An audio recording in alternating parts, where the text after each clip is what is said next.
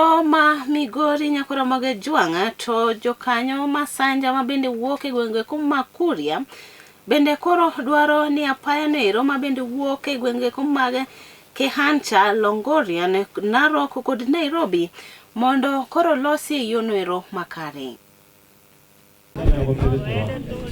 Usoma gara matara abantu bakokora isere sasa ajya kugenda hana homa ngapara rukuru akutume akamusukumarika na yutume keno utokumeni limwe so atutoka omonta habura sabra atora kumusuko amobanje ngamba anobona kule ngaini bana biaro bino bitabiri na inare kumbe yo tunaya masaba walba kungumu imere anana bagaka muhe okay ga umurora gukura mu kaunti ingwara tatemeri kura gaba hiko nemba nyiriga bantu kwetuni kanyambo sani hanona azuko sani hata mukiro jana oye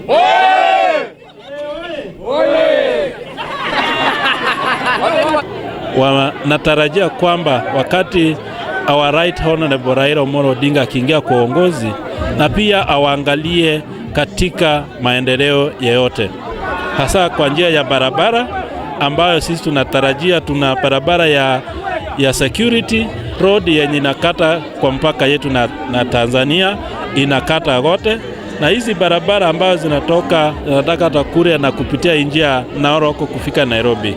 Na pia Wakuria wana matarajio kubwa kwamba wataangaliwa katika uongozi wa hii serikali kwa nafasi za kazi. Wakuru unapata hawana nafasi katika national government, kwa hivyo tunasema wana matarajio kwamba wakuwe considered katika maeneo.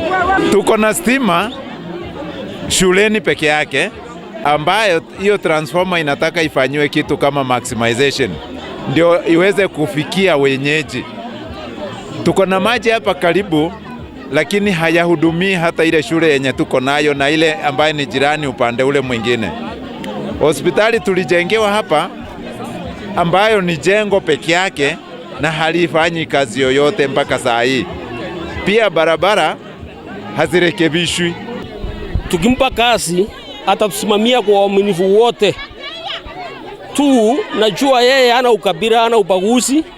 Atahakikisha tribalism imeisha, ataunganisha Wakuria na Wacharuo wawe kitu kimoja kwa sababu wote tuko Migori County.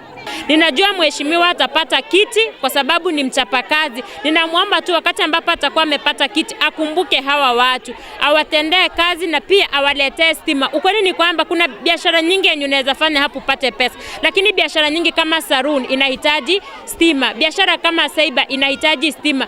Kitu chochote ambacho unaweza kufanya cha kupata shilingi 15 ni stima, kuuza mboga. Changamoto ya mwisho ambayo ningependa kuongelea ambayo atafuatilia sana ni hii mambo na maji. Hii maji juzi tumepoteza mtoto mdogo mwenye alikuwa anaanguka kwa sababu ya maji. Penye tunaenda maji ni mbali. So hawa watoto, especially hawa watoto